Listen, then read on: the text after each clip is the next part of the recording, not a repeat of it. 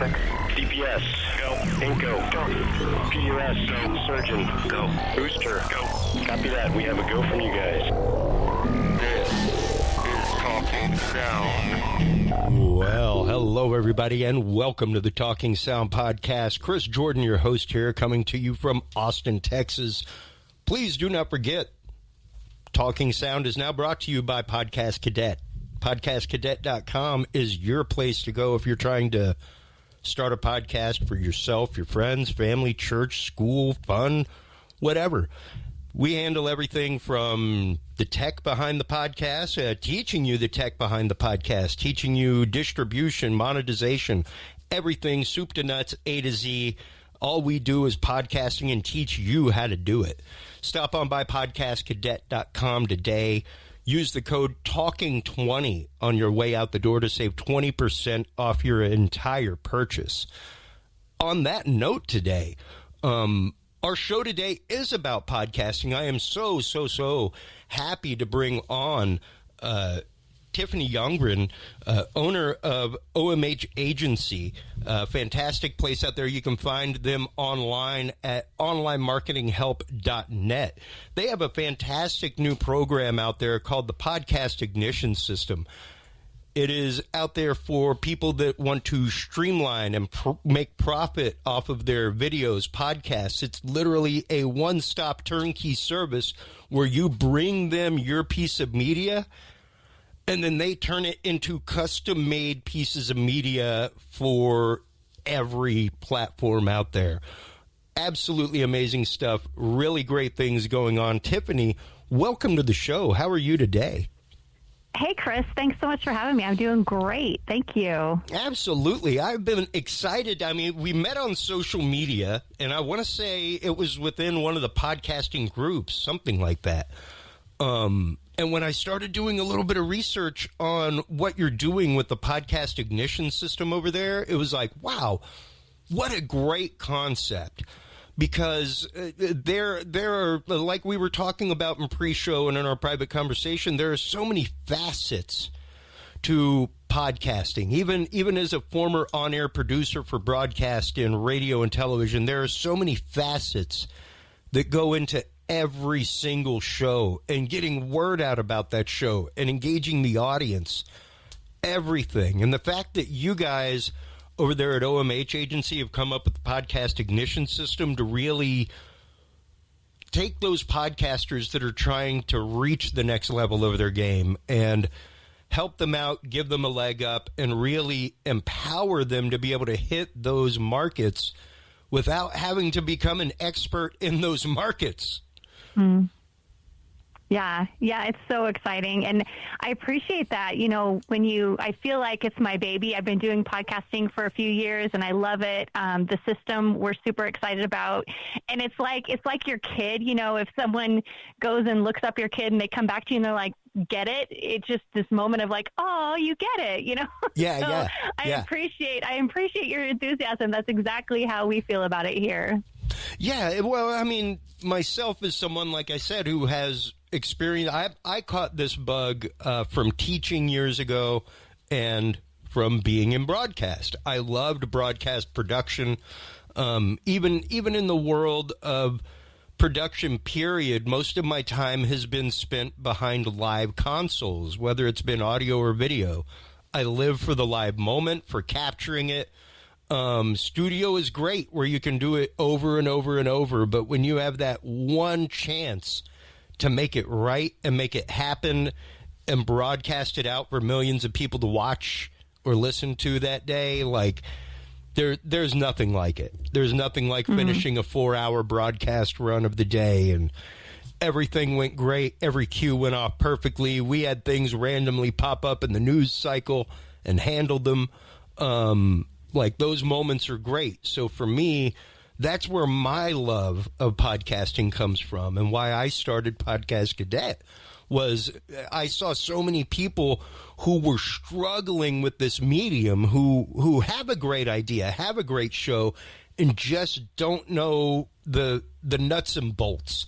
They need somebody to literally go, okay, buddy, let me sit down with you for 1 hour uninterrupted, and I'll teach you how to use that soundboard properly. Sure.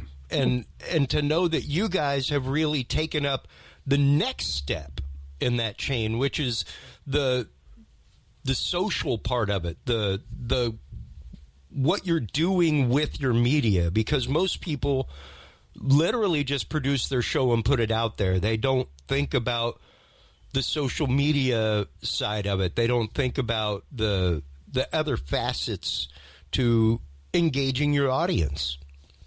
Right. It's true. You know, it's funny. When I started my podcast, it was it's called Chat and Grow Masterminds, and still people listen to it. It's one thing I love about podcasting is it lives forever, right? Especially when you promote it well. And back then, and even now, I still tell people, you know, one thing that you alluded to too is that you can literally just grab your phone and make a podcast. That is true. So every time you hear somebody say that, like, you break it down, that's all you really have to do to have a podcast exist. However, after you've done that for a little bit of time, that's not enough, right? You need to have some kind of payoff for it. I mean, it's fun, so that's good too, but so is water skiing. You know, I mean, unless you know it's a ministry or a hobby, you need to have some kind of outcome and be really specific about it. And so even from the beginning, we were developing systems so that we could be more efficient with the promotion, because usually people want two things. They want a huge audience or an audience, like they want to know people are listening to it, and they want some kind of compensation for it, so that as they're bringing other people on to do the pieces that they don't love to do, they can delegate that and then focus on the part that they do love to do, because I'm all about focusing on your zone of genius and being in that, and then bringing other people on who that's their zone of genius, is breaking up pieces of content, putting it out on social media, contacting other guests to be on your show, contacting other shows to be guests on, like all these things that you can expand into with that simplicity of grab your phone and do a podcast. You can grow into that without being stressed out. And that's what we're focused on, is how can brilliant experts have a way where they can focus on the part that they love, but have a team around them that makes sure that they're making the money and getting the audience, so that their message isn't just thrown out into the sky. And, you know, kind of like in the old days of the website, like, oh, build a website, you'll make $1 billion. And then people would build these websites and they all just, where does my $1 billion? Exactly.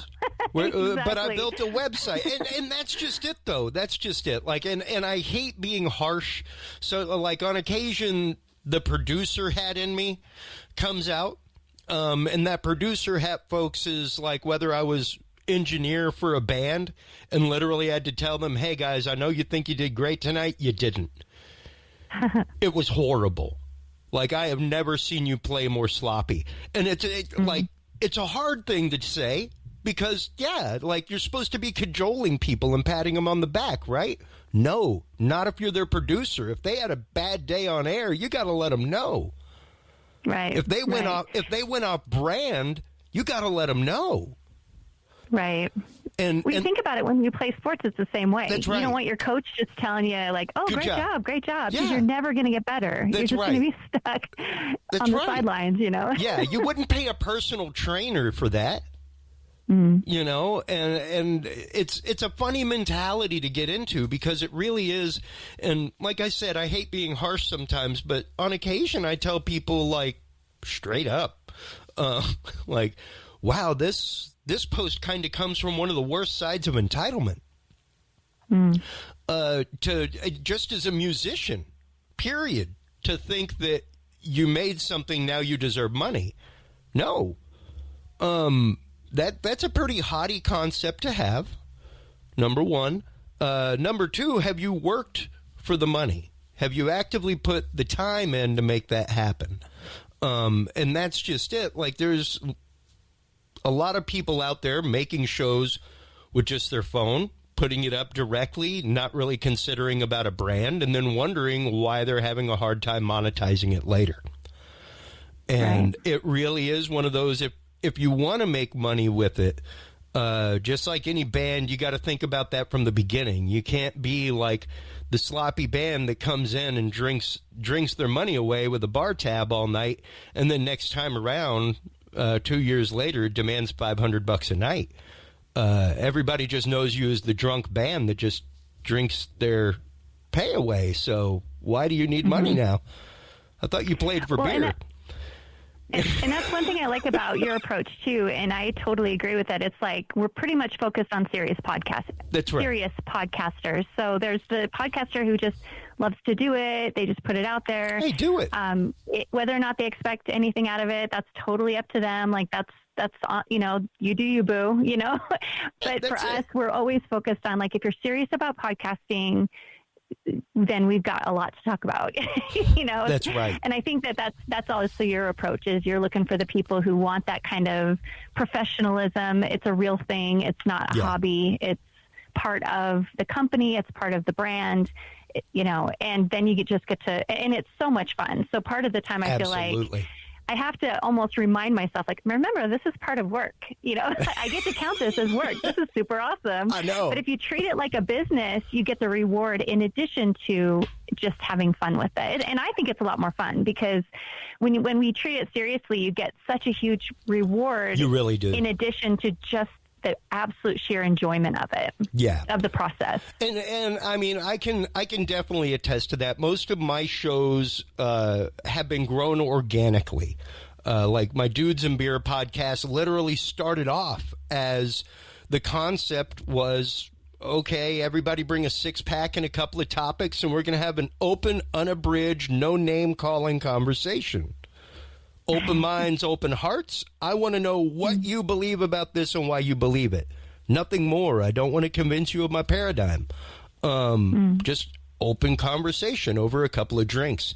And then once I started going on the road, I wasn't around that table with people anymore. And the few guests that we had started coming on more regularly. And as things focused, I really started noticing that people listened a lot more. And I just did my show. Literally, when I started my show, I will be straight honest with you, Tiffany. I do not care if I make money with my show. I love my show. We all started there. We're all like, oh, this is so fun. Then you kind of wake up and you're like, oh, wait, I need to make also money. Well, I mean, I could make money. The thing is, like, I've got a decent career as a traveling AV technician. Not so much right now with the COVID. But, like, I've already got what I did. So I was doing this just as, like, I miss teaching. I miss having those open conversations. And more than anything, it was the fact of, I was coming up on my 40s and literally had zero friends, man. Like, outside of I would go out and have a drink or something after work while waiting for my ride. But I didn't specifically go out of my way to hang out with people. And that's not cool. Right. Like, you got to have a social life. So that's why I started my show, was to literally force me to get out of the house and hang out with people that I did not work with once a week. I love it. And it became a totally different thing. And like, we had one person on about a focused topic and got this crazy reaction from people. And it was like, wow, that resonated with people. And now it's on a totally different path. So to see things evolve that way, it can be hard to monetize that. Now that it's focused, it's much easier to monetize. But when it was in the beginning, it was very, very hard to monetize something like that. Because, it's just 3-4 people sitting around talking about what they want to talk about. There are places, don't get me wrong, like Podcorn, all kinds of stuff where you can go and, hey, I've got monetization on every show on my network that I put out. Some of them are just people sitting around talking. They are not necessarily a focused show. So how do you guys specifically work with that? Because there are people that are serious about their show and want to grow their show that aren't necessarily a business-minded podcast. And how do you, I guess, kind of onboard them? What is your process whenever you first start working with someone once they contact you guys over there about the podcast ignition system? Well, there's a lot of pieces to it. There's a couple questions too I'm hearing. One is like, how do we process our onboarding? And the other is about the monetization piece. Sure. So first I want to talk about monetization. Absolutely. We really look at it in 3 different pillars. The first pillar is what I call white glove strategic guesting. The second is, selling on-air lead generation. Yep. And the third one is what I call partner placement, which is traditionally called sponsorships, but we open it up broader than the traditional sponsorship model. So with strategic guesting, one of the questions that you asked is if someone isn't business-minded. And one of my favorite things to do is to take a topic for a podcast and figure out how it could be applied into each of the 3 pillars. There's a lot of, like, for example, somebody had been asking me about they have a podcast where they talk about healing and, all these wonderful things. But they're not a psychologist or anything, but they bring on people who are, and they're really focused on people healing again. And we kind of talked about this a little bit before, where when someone has something where they're really helping a lot of people, I feel like it takes a little more to overcome that, like, oh, I just want everybody to be happy, and that's why I do my podcast. And, ultimately it takes money to, run it and be sustainable. And so like for an example, for this person, part of the strategic guesting also fell into our partner placement where, maybe they have guests that pay for their time on there, and they're able to share what they do, and and that helps monetize the podcast. Another thing is to like have a feature or have a regular segment on your show that is related to what you're talking about, adds an entertainment value to it, but it features somebody who does have maybe a next step for your guests that is a business, so where one person is like, oh, I'm just trying to help everybody, so I'm curating all these really great professionals, but then they have a professional on.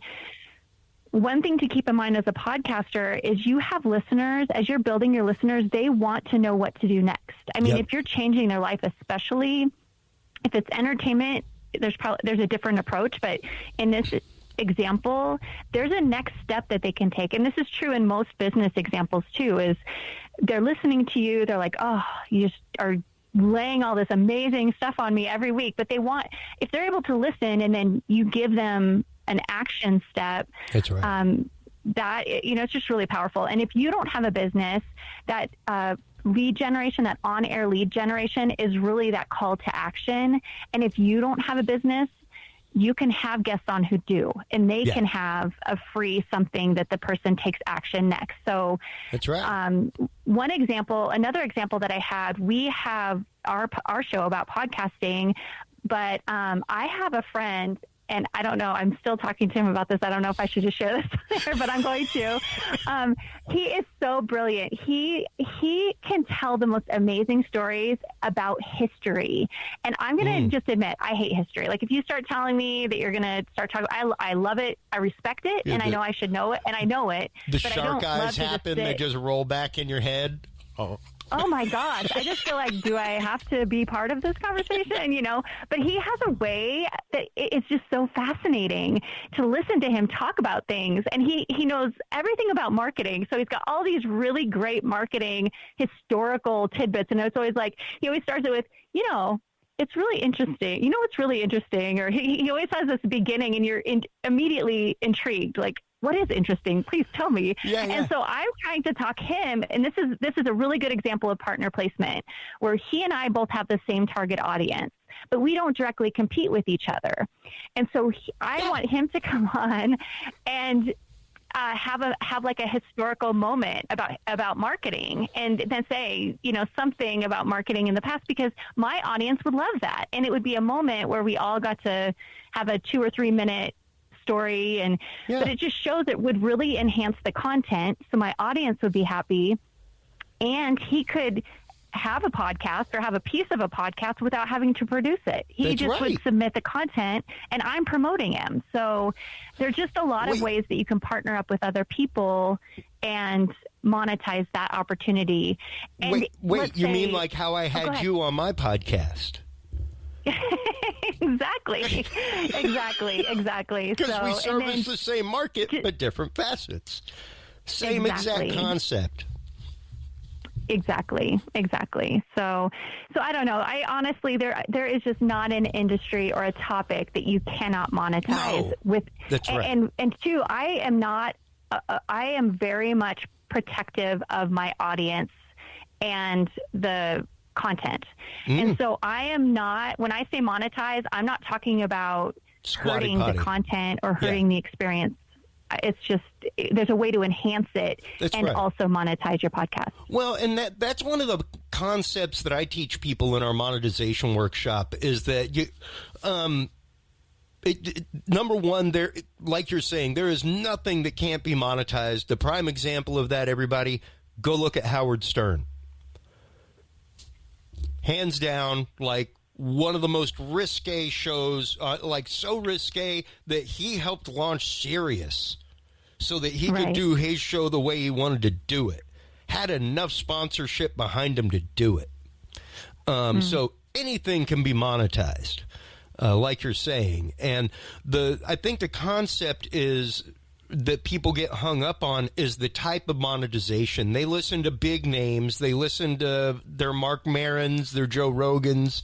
They hear things like Stamps.com, where they're getting paid money to say it. Doesn't matter what their CPM is. They're Mark Maron. They're going to get paid money, CPM or no CPM, which is click per mil, folks. We can have a whole episode on that sometime. But what we need to do is start teaching people to look more grassroots. Start looking around you. Start looking at like you're saying, those local businesses that you can feature on your show. Start looking at those local businesses. Myself, coming from a broadcast perspective and broadcast background, the one I encourage people to do is the studio sponsor. You drop on your platforms, you drop all, whenever you get one, you drop all your pre-roll ads, and the only thing that happens is coming to you from the so-and-so studios in Austin, Texas. They are your primary sponsor, and the first minute and a half of the show is you talking about them and thanking them for the studio. And to find a local business like that to start taking to a larger audience, to start specifically driving a niche audience to. That's the thing. You, much like any radio host or TV host, you are now a trusted voice to your listener. They're listening because of you. Yep. You're providing good content, but they're there because of you, because of your voice, how you're presenting the content, and the way that you connect to them personally. And to show that as a means, folks, we have taken over. Like, broadcast is clamoring to catch up with us. Clamoring. There is a reason why every single radio station that you tune into, when the DJ is signing off, he's like, tune into the podcast after the show. Right. Visit the well, web. TV news does it. I mean, it's everywhere. Yeah. Because once somebody hits the front door of their work, that browser is locked down. They can't go to KUT News. They can't go to those websites frequently at work, but what they can do is tune in on their mobile device, and that's where we've stolen them. And because we stole them at the workplace, because we stole them at the gym, because we stole them on their walks, we've now scared the heck out of the broadcasting industry. Yeah. Literally, it is shaken the foundations. They have had to catch up with us. And good God, man, go watch a morning show. Their production quality is horrifying. It's like, my show sounds better than yours. Yeah. What's I know there was that a while about? I was like, You got- geez, my Zoom calls are better than NBC right now. Yeah, yeah. It's You know? like, can we give they Al caught up a Roker little bit, something? but- Can we give him anything other than the badminton net in his backyard? Anything. Don't tell me you don't have a study, Al Roker. Right.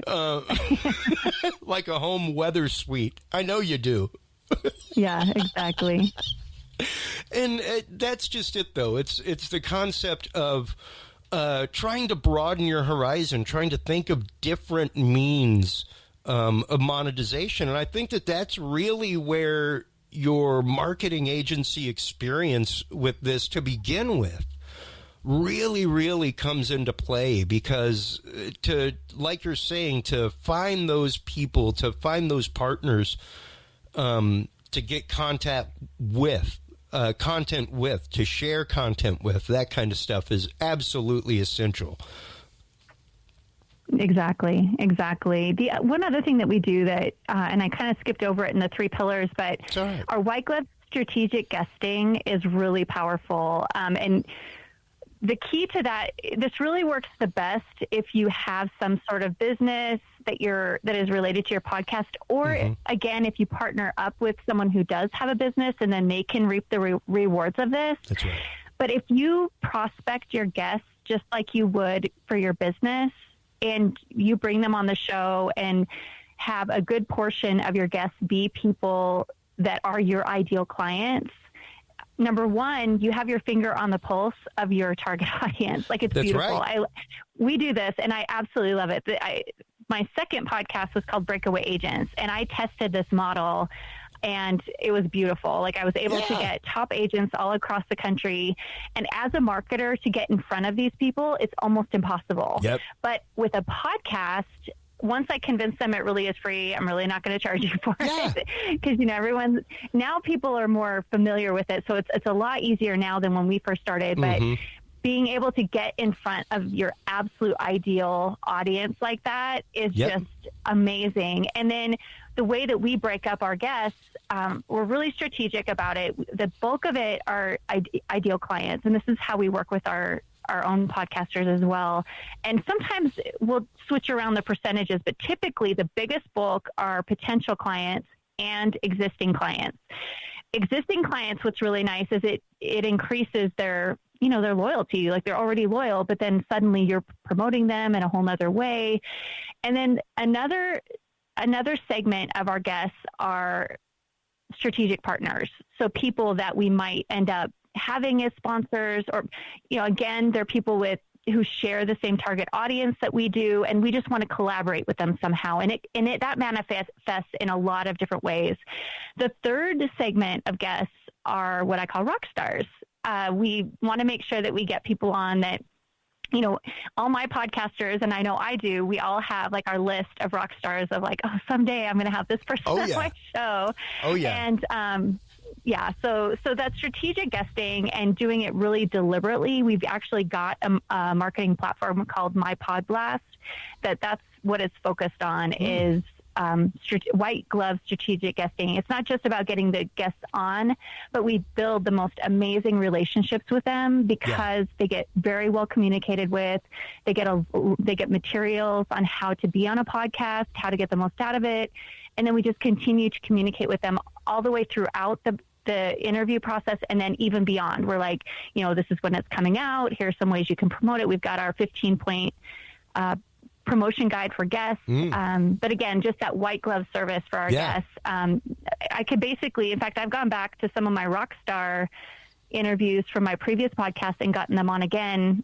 We have a podcast that we're launching here in the next couple of weeks called Next Step Nation, and being able just to go back to them and say, hey, would you be on my show? And they're like, absolutely, yes, because between the white glove service and our promotion, the way that we break up all of our content and get it out across the entire internet, they're like, yeah. I mean, last time I have one guest, she was like, the last time I was on your show, I swear I did it. It launched and I was everywhere. And she said, not only was I everywhere, it was released, but then months later, there I was again. Yep. She was like, so just having a system that people can rely on it's magic. Yep. And absolutely. And that's just it. Like, like we were saying before the show in our private conversation, like I say in this show all the time, folks, it's one of two things, time or money.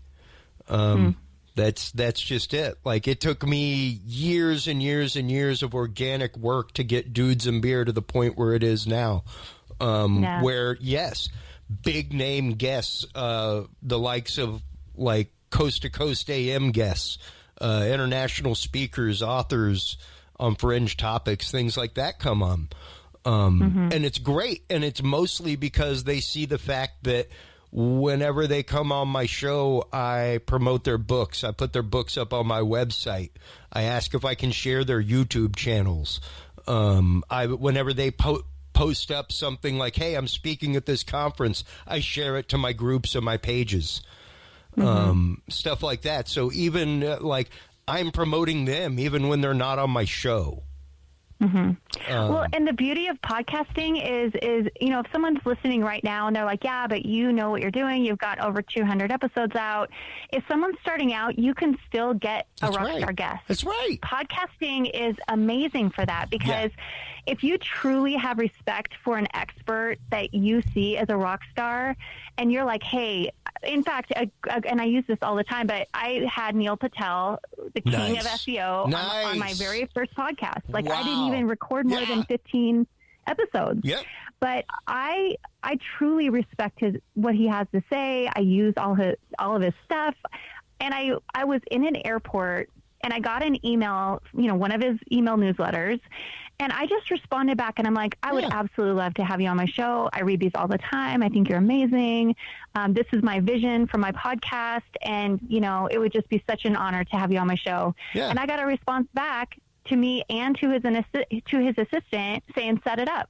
So it's like, whoa, thanks, you know. And the fact that you can connect with people like that and ask them questions. I mean, honestly, even if it wasn't publicized, it was such a gift to get to ask him questions directly. But then the promotion, I mean, he has an audience, obviously. A little bit. And so you just get like, it's just gold. I just think I just don't think that there's a better platform out there right now than podcasting. There isn't.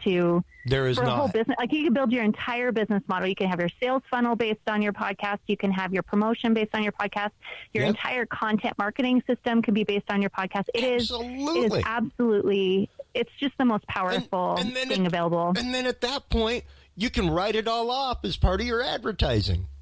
Absolutely. Legitimately. And it's the funnest thing ever. So it's that. Yeah. I mean, it's an amazing self-circulating loop that you really can create as a business owner, as a podcaster, even if you're not a business owner, to close that loop and not leave the open end is so incredible. And to know that there are services like you guys out there at OMH Agency doing the podcast ignition system, that is just fantastic because it really is the kind of service that is needed for a lot of podcasters out there that are really striving to do something and just don't quite know how to do it. Yeah, exactly. There's a lot. There's so many teeth to the cog that is podcasting, from social media to how you like. I'm not even gonna lie. I'm not on like. There's a Dudes and Beer Instagram, and that was started by one of my original co-hosts. Whenever we went to Mecum Auto Auction, she was like, "Hey, I have some Instagram followers. Let's start up a page and post pictures of all the cars we see." It's like, you want to manage an Instagram? Go ahead. I'm going to enjoy some cars today. I don't know anything about Instagram. Not really my thing. And it's one of those, like, even doing an audit of your show and figuring out your key demographics. Is that one of those that, you know, as a marketing team, you got to figure out if Instagram is even a major way to go for your show, you know? Well, and our approach is really, we look at social media and the systematic posting that we do. We blanket the internet. Now, that's not to say that we have teams on all of these different platforms, putting a bunch of focus into it. I do believe as a business owner, you do need to reach your clients where they are and have conversations with them. Sure. Pushing out content is different than getting on a platform and interacting to generate activity. True. Having your content across as a blanket, there's a lot of advantages, but two of the biggest ones, number one is SEO. You have all those backlinks. Yeah. If you can, once you start getting engagement, because people are going to find it, it's still great content. We get a lot of clicks to those links. So we get a lot of people who find us on one spot, even though we're not really active. It's not our focus, because we don't do Instagram's tough. Like, I feel like I wish that I could put links of every, I know you can put a special link in your profile and they could go to places, but I feel like every other platform is easy because you can have a link to that exact episode. Yeah. But we still get clickbacks from Instagram. So we get traffic to our web. I don't care if it's 5, if it's in a system and we're doing it every month, it's going to grow. And then we focus on the platforms that are important to us. In fact, one of the places that we're really diving into for our own agents, for our own Next Step Nation podcast is Pinterest. Because, and this is, first of all, I've always been a fan of Pinterest. I'm not a Pinterest mom, so I can't relate to, I'm not good at doing it, but I love going to it because all of these other people are amazing at it. But with the podcast and marketing, I've always been really resistant to trying to make something visual like Pinteresty out of marketing. Like, okay, do I post my SEO stats? I mean, Yeah. And so with Next Step Nation, what we're doing, and there are a lot of ways to do image-based programs, but with Next Step Nation, one of the things that we do is at the end of every episode, and I've done this with all 3 of my podcasts, I ask my guest, where is your favorite restaurant and what do you order? Now, in the past, this is kind of funny, a funny story, a little bit painful, but funny. We had and I still have it, but we have it. Please don't go to it though, because I'll get kicked off of Yelp. But we have a favorites list of restaurants from Breakaway Agent that all the agents who said, this is where I like to eat. This is what I order there. And one time I shared it on social media and I said, hey, did you know that we have this favorites list on Yelp all across actually around the world? Because I had a couple on that were from Germany. And so it's like, you can go to this list and you can see where everybody likes to eat. And of course, everybody loves food. That's one thing that connects all of us. And so I got like a ton of traffic to my Yelp page, and Yelp called me and they're like, why do you have so much traffic? And I was like, well, because I put this post out there. And they're like, well, you're going to get blacklisted if, this doesn't look right. And I'm like, okay. Yeah. So, all right, I guess I'm going to Pinterest now. So we're going to start posting pictures of the food and having links to the episodes so you can see who does it. But it's funny. Be careful what you wish for, right? You want traffic, but well, and that's just it though. Number one, that just brings me right back to a topic that we were talking about before the show, which is the idea of owning your own URL and owning your own content, owning your brand. So many people that get into this podcast world, and even if they think about monetization, they, for some reason, don't think about a website. Which is, if you're branding anything out there, folks, is literally the most important thing in the world. And if you've already got a website for your business, what a better way to start generating traffic to it regularly. And it's just strange to me how the whole concept of distribution from your website doesn't grasp with people to begin with, and also the concept of being able to monetize something with rotating widget ads, anything like that, being able to put up affiliate links, stuff like that, is so invaluable for things on the back end.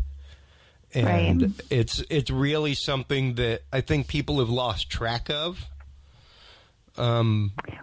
Well, really, your website is your hub. I always say, in fact, we started our company as a content marketing company, and we always said your website's your hub, and you need social media, blog posts, and email campaigns to make that all alive, to make it grow, and everything should it should be the same message, and you can share content. So everything we're doing with our podcast exactly reflects that same philosophy that we've always had about content, with the magic of podcast being added. But I think what you're saying is really important. And I think too, as people are listening, I feel like a lot of times they'll say, well, so what do I start with? That's a lot of stuff. Just pick something. Like if you have a website, the beauty is you just get to pick. So if you don't want ads, do affiliate links. Why affiliate links? Well, when you write a blog post and you're affiliated with companies that you believe in, that you're happy to recommend to people, people are always looking for recommendations. That's right. And then, boom, there's money for you, money in your pocket. So if you didn't do anything else, just pick one thing. And then after you've gotten the hang of it, pick another thing. Just start. And it should all flow. It should all make sense. Don't add something that is kind of out in left field and doesn't make sense to everything else. Just slowly do it. What works for one person might not work for your brand. And just but build it in. But you have to have a website because it gives you total control, and you get those options. So. Yeah, absolutely. And I think a lot of people's fears is the amount. I'm worried that I won't be able to handle the traffic. And it's like, you know what? If you're worried that you won't be able to handle the traffic, worry about getting the traffic first. Yeah. Every blog post makes it easy too. Like affiliates, like you don't do anything except for take the money. Like that's it. You don't have time to cash a check. Like I don't understand that. You don't even have to cash a check. It goes straight to your bank account. It's great. And especially whenever you're talking about things like Audible, stuff like that. Like, man, that's a $15 pay. Yep. Like getting an Audible affiliate ship, which we have. We'll be throwing that at the end of the show, like we always do. And like anybody signs up with it, I'll be straight with you. I get paid $15. Like, well, and that's great. So awesome. That is so awesome because, you think about it, there is nothing you could talk about on a podcast that you could not recommend books about. That's right. People on Audible are always eager for recommendations. And if they're listening to you talk on a podcast, they're going to go with books that you recommend. So you just have such a golden opportunity, and it's super simple.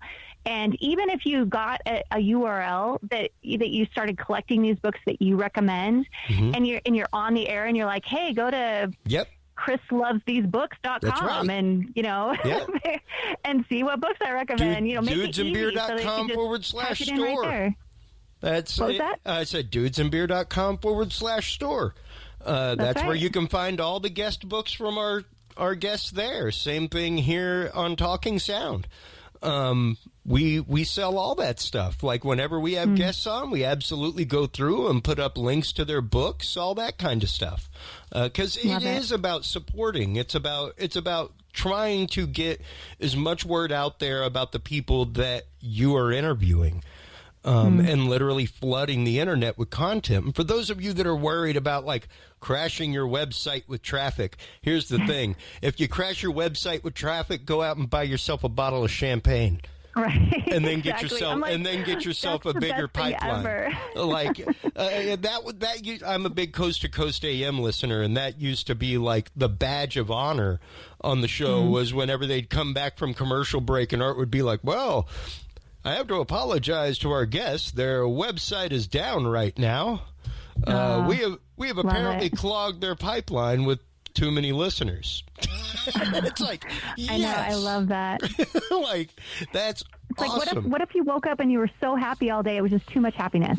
Like, there's just too much goodness in your life that day. Well, when you say that, that's what I think. I just think, oh, that's just the best. Like, for your website to crash because you have too much traffic, that's amazing. Because you think that the visitors are going to be annoyed that your website, for a second, and then they have fear of missing out. We all know about that. That's right. And so it's just the most beautiful thing ever. So now you become a commodity. Now you've become a commodity. And like it hit me all of about 3 months ago. Because like I said, my show Dudes and Beers really kind of gone down this jaunt over the last 2.5 years where we've got like Anonymous came to me to be on my show. Oh, to use it like Anonymous. I was like, yo, they think my show is important enough that they will have an unfettered platform.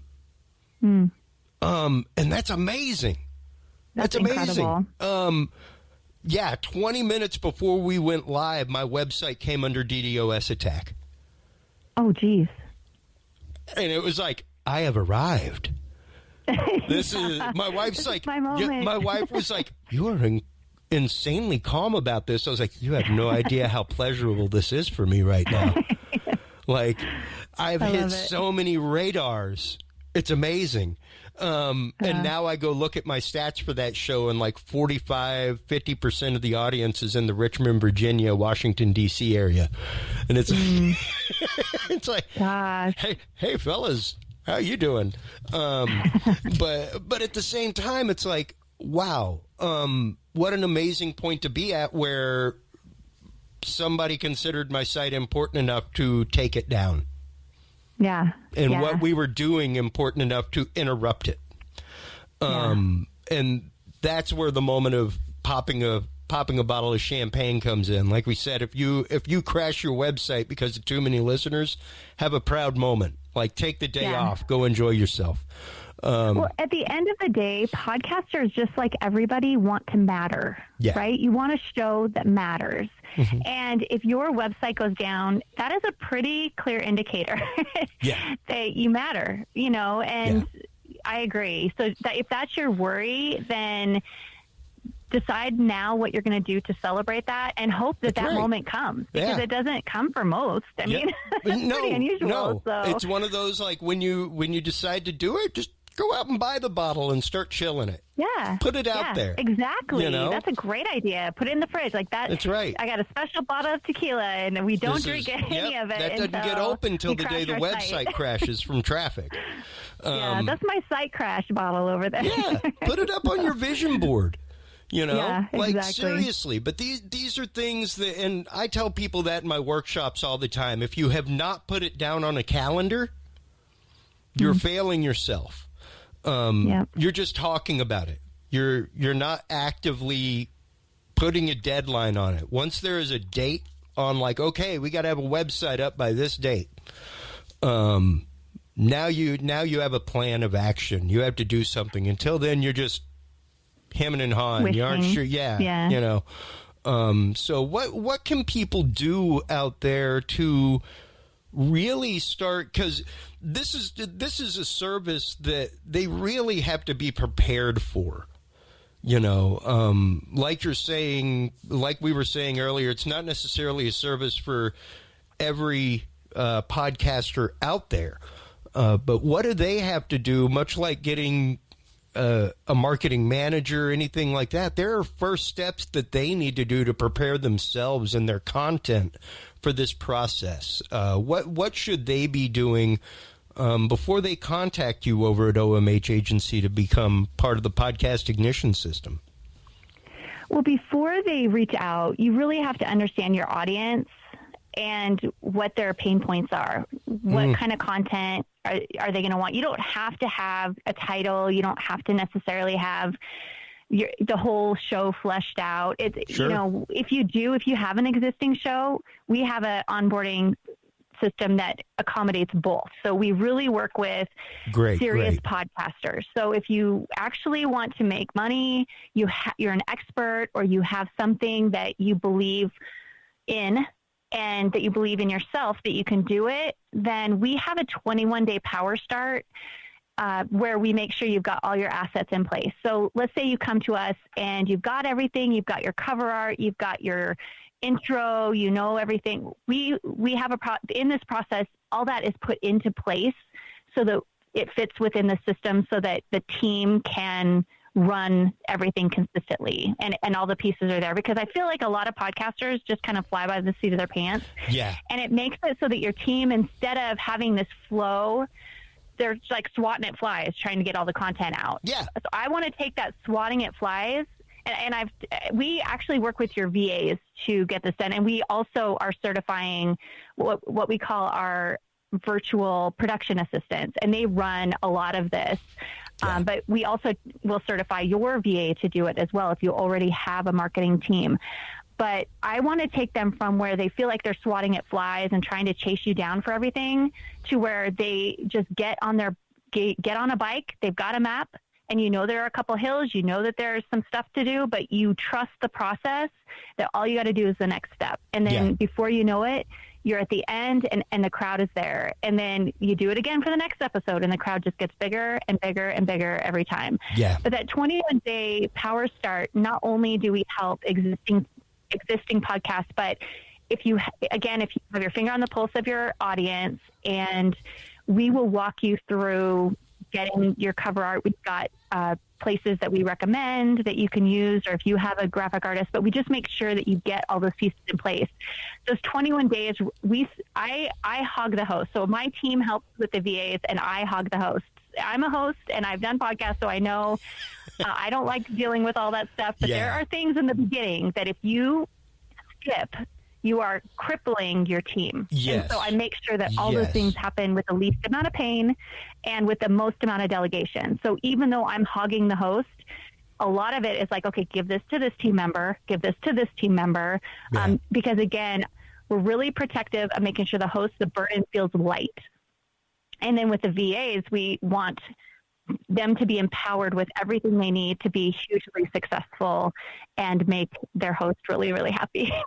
So after the 21-day power start, then it's just a matter of, there's always things that come up at the beginning that, we're going to change this because marketing's testing. So as we're going through, there's a lot of room. We work closely with the VA. So if the host is like, I want to change out my script, we're helping the team make all that happen. And then we also coach the host. So I have, I'm available to the host, as well as we've got monthly training to support what they're doing to make sure that they are getting the results. Because at the end of the day, I'm obsessed about hitting, I want them to get ROI. I want them to say, okay, I use this system. I had this much money coming in. Usually it's nominal or zero or negative amounts. And we want growth. Like we want them to hit what they want to hit, not only with monetization, but also with their growing audience. So I'm pretty obsessed about that. But we've got a team and a system that makes it a lot more deliberate and, more consistent because of it. Yeah. Yeah, absolutely. Like predictability, right? We don't get any of that right now. So in the podcast commission system, predictability is a big deal too. Well, and that's just it.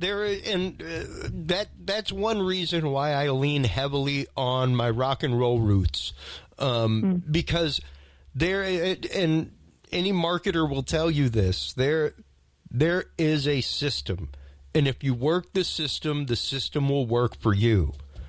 But you've got to yield to the system, and you've got to be willing to work the system. Exactly. And, for a hot second, we let our podcasters just do our first trial run. It was like we let them just kind of, oh, you use that service? Okay, well, just go ahead. Now we're like, nope, everybody does the system. Yeah. Because if you don't get results, none of us win. And you have to, predictability is power. Right. Like that's right. That's where it all comes from. So we're really strict now. Well, good. And a lot of that really does come down to the gumption of client training. I have to deal with it in the corporate AV field so many times where I have to tell people it's not that they can't get that, it's that we can't train them to expect that. Right. And if we deliver that all the time, every time with no notice, they will expect that. Because we see these people all around the country. They're doing the same show all around the country for different segments of the same company. And it'll be like, well, you made this happen in Detroit. And it's like, yeah, I know we made it happen, but we're not supposed to make it happen. You're supposed to go to somebody, and they're supposed to go to somebody. Then the person up above them is supposed to go, yes, we can make it rain money. And then it trickles down, and then we make it happen. A lot of one thing we ran into was, it's such a huge value for us to, like, it's our strong held value to make it all feel light to the host. Yeah. And we couldn't do that if their assistant wasn't doing what we're doing. So when the assistant called, I want our entire team to be able to answer their question. And if it's inconsistent, it's a mess. But we're nimble enough to where we do improve it all the time because number one, you've probably noticed this too, but the industry is moving so much faster. Oh yeah. It's crazy because, you mentioned before we got on air about the growth, we're at the beginning of the year, there's 1 million podcasts. Well, that was 500,000 last year, the year before. Like it grew so exponentially. It doubled. We've got all these technologies that are fighting each other, and which is the best thing for us because our technology that's available to us is improving so quickly. So our processes have to change with that. Because if I can save my podcaster, if I can save their team, 25% of the time that it's taking them now, that's money in their pocket right there. Invaluable. And so for us to be able to, put that in quickly. So our system allows for that as well. So, but it's exciting. It's an exciting time for sure. Well, and I would have to agree. Like right now, the field of podcasting, the world of podcasting is leaps and bounds growing, like so much so that laws are having to catch up. Oh, shoot, that makes me sad. Well, yes and no. I mean, it's one of those, you hear a lot of it in the podcasting groups right now about RIAA compliance with music and things like that. And I've had my show for years, and it's like, you've just been really lucky for years. And once again, that comes right back to the fact that now every single radio station and radio show and TV show has a podcast that's out on these platforms. That means that the algorithm has to be watching the platforms to make sure that they are not playing music that they're contractually obliged to pay artists for. Right. Those eyes were not there before because they didn't. Yeah, they didn't care. They didn't care before. Like KKDW down the road didn't have a podcast. They didn't need to. Now they do. So welcome to the world of the big boys. Little fish podcasters. It's a whole different world once you start talking compliance issues like that. And that's another really big reason to be disseminating things from your own website out to platforms. Not the other way around. It really is about own your brand, own your content, and get ready for things in the future. You really do have to be willing to be ready to plan for something before it happens. Like if you're wanting to monetize or do a show as a business, think about that from the get-go. Right. As we get ready to head out here, what would be your one piece of advice for people that are trying to start a podcast for their business?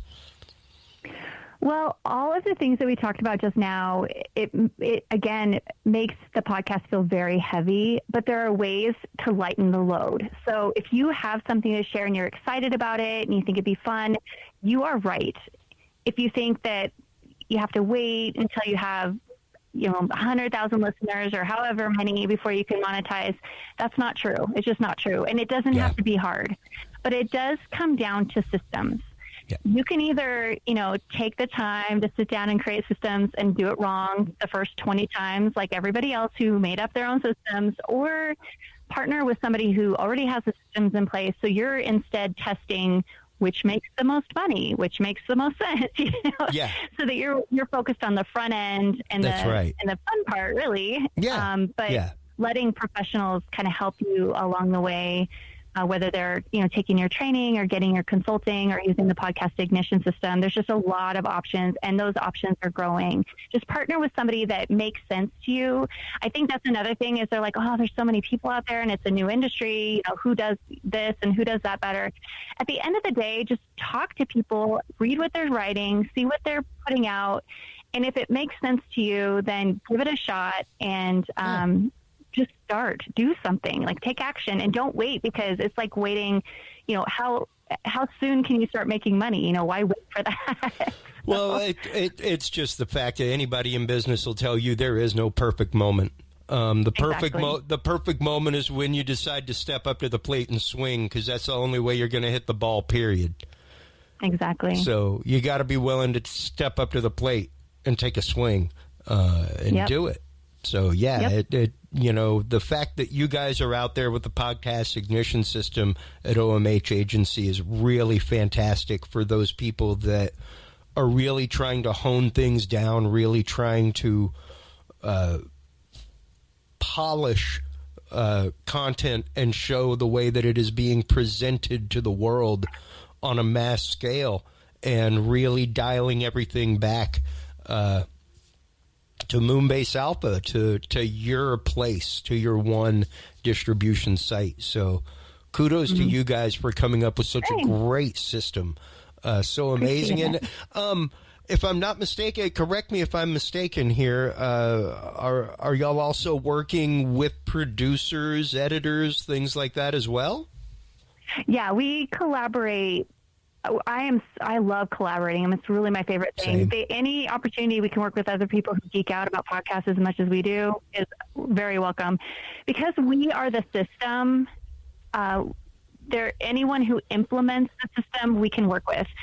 For our fundamental working with VAs, there's a production value, but if you are saying, I really want radio quality podcast, it works to upgrade that portion.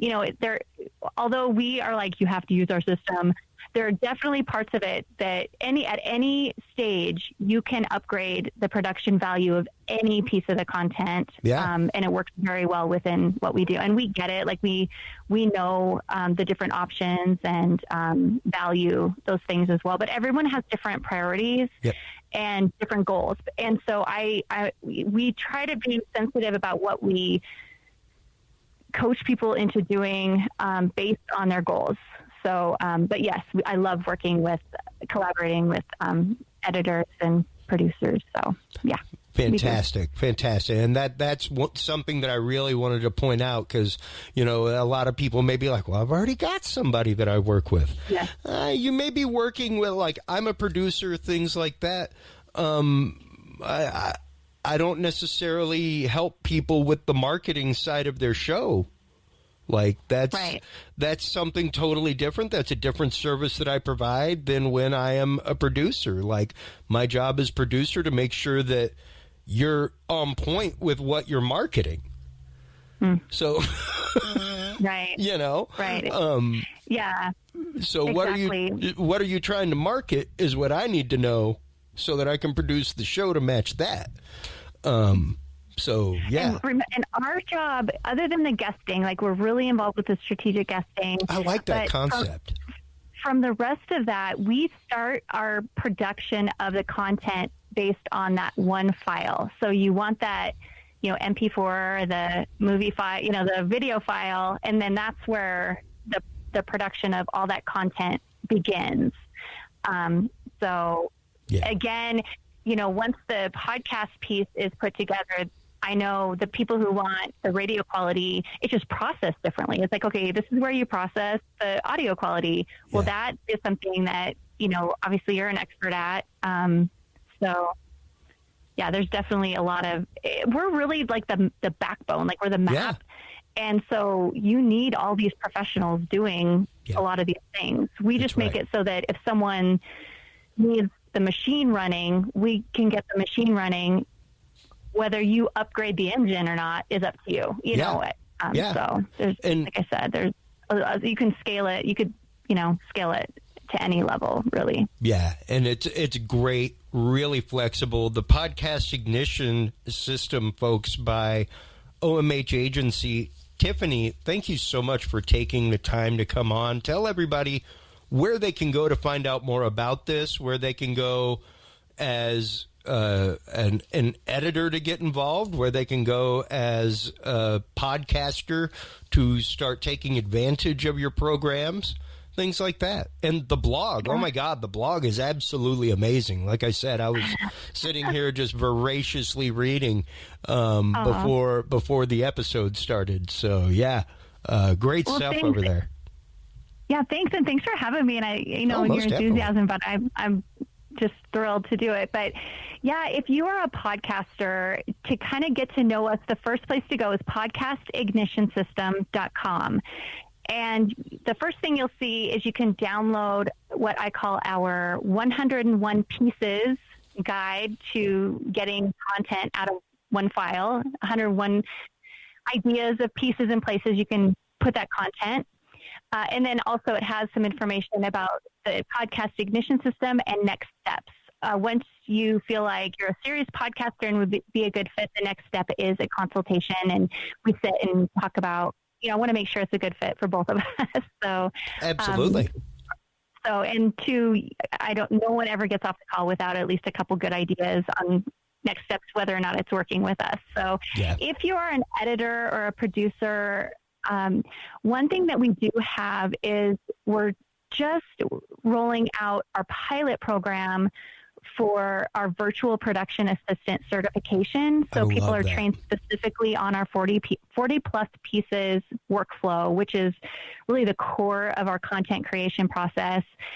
And right now there's a waiting list for stage 2, which is where we open it up to everybody to take it. Right now we're just taking a few people on, but the applications are closing. So, but if you want to be part of this program in the future and you want to be added to our mailing list, you can just contact us either, wherever you find us. We're at OMH Agency on every social media platform. So just reach out to us however you feel like, anywhere, and let us know. Just let me know that you're interested in future certification programs. Fantastic, man. To know that there are other options out there in the world of podcast readiness, in the world of podcast production, for those of us who are editors, producers, that kind of stuff. It is really fantastic to know that there are folks like you out there, not just facilitating that in this day and age and helping make that happen, but really lifting up the industry in that way.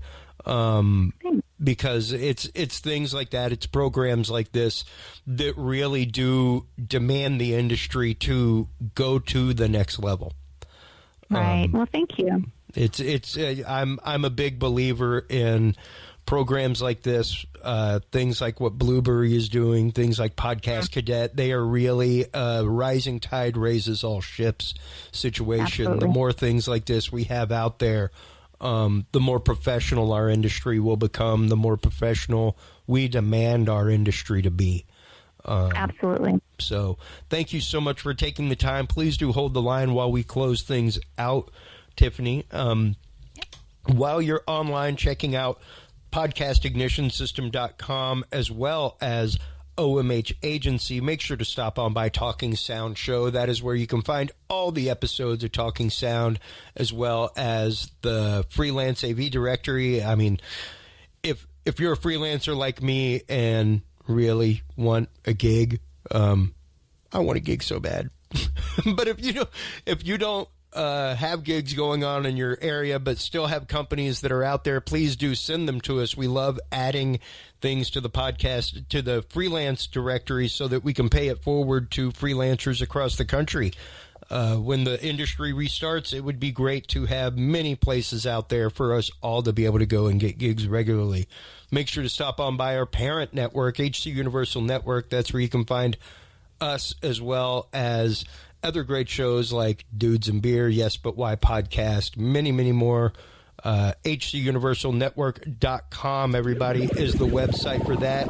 Until next time, take care of yourselves, take care of your hearing, and keep reaching for 11. We'll talk to you soon. Bye-bye. This is Talking Sound.